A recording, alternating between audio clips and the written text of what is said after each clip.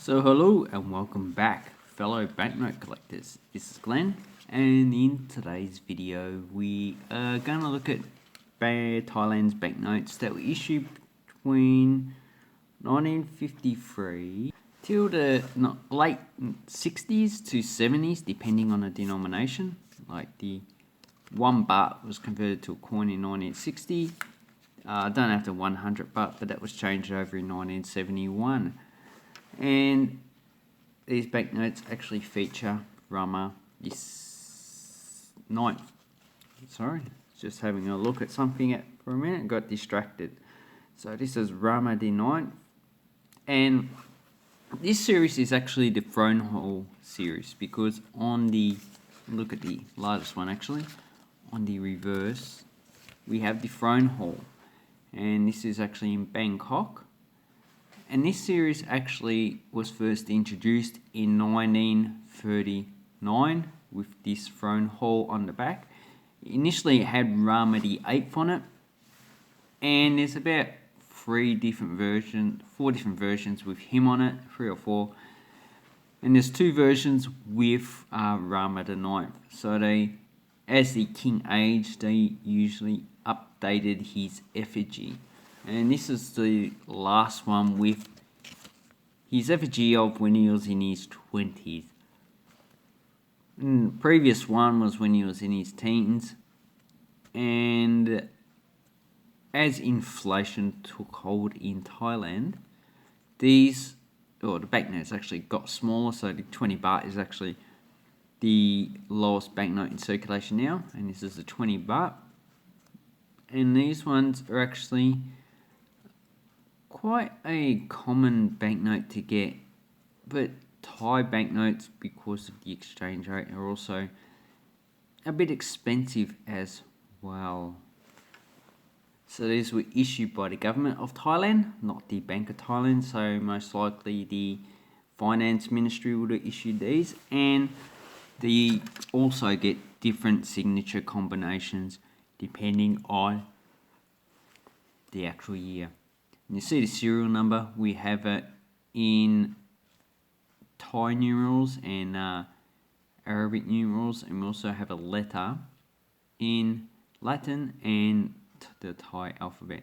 Up the top we have the Guada, the coat of arms of Thailand, and it's actually called the Prakrut Pha.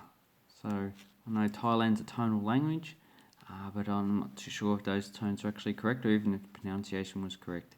So that is what it is. It was adopted in 1911. If you go to Wikipedia, they have a good article on the emblem of Thailand, and it's been around for centuries as Thailand's actual emblem. And the Garuda is actually a vehicle mount, Varana, of the Hindu god Vishnu, but it's also used in Buddhism and the Jain religions as well. So Jain is another religion in India. You should actually look it up if you're interested in religions, and also Hinduism. So I would say Thailand's a Buddhist country now. Buddhism comes from India, but they also had Hinduism in the past as well. Like their Karma Empire, was the ruling elite was a Hindu. So this Gawada could have come through the Hindu lines or the Buddhist lines, so I'm not too sure. And then we have the main building that is actually on the front. And this is the actual throne hall. So the throne hall, it's in the style of Thai architecture, which is similar to architecture from Laos.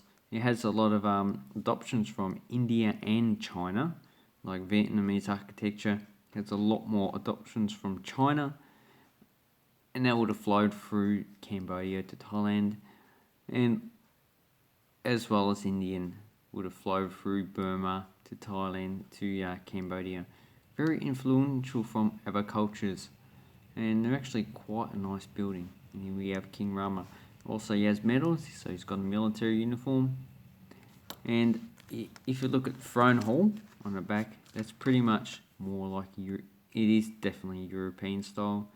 Probably has features of Thai architecture in it, like I think these domes might, but most of it's pretty much in the actual Western style. Now, as you can see, the company who printed this is Thomas de la Rue in London. So the only uncirculated one I have is the 5 baht. And I actually sold another one of these for $20, so these go for about $20. The 20 usually goes for about $10, and this one's probably about $5 to $10. In that condition, probably more like $5, but they're a bit harder to get than these ones. And this one has the entrance to the Parfum Chedi temple. So you've got the stupa in the back, you've got these large columns and some minor temples on the side. Probably also living quarters and other types of features. And the watermark is Rama the knife as well. Has a security thread. And this one's quite a nice banknote. Not too hard to get in uncirculated grey because a lot of them are actually kept. And on the back we have the throne hall again.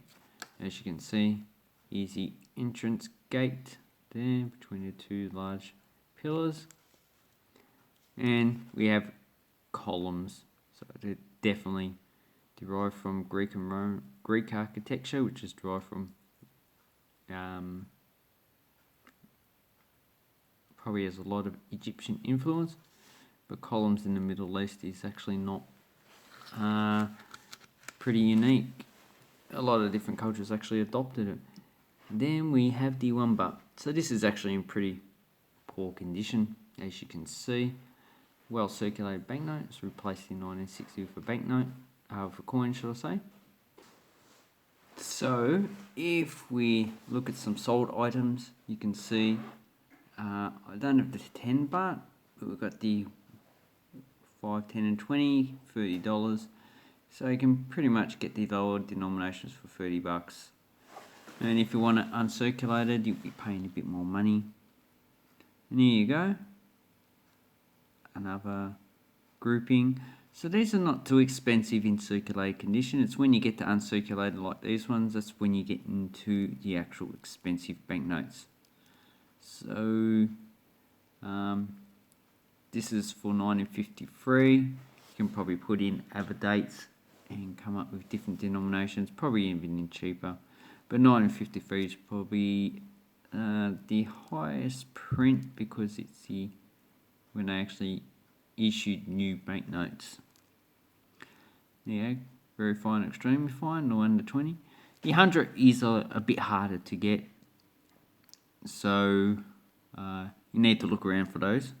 And I probably wouldn't overpay for a banknote like this. Look, uncirculated, $8.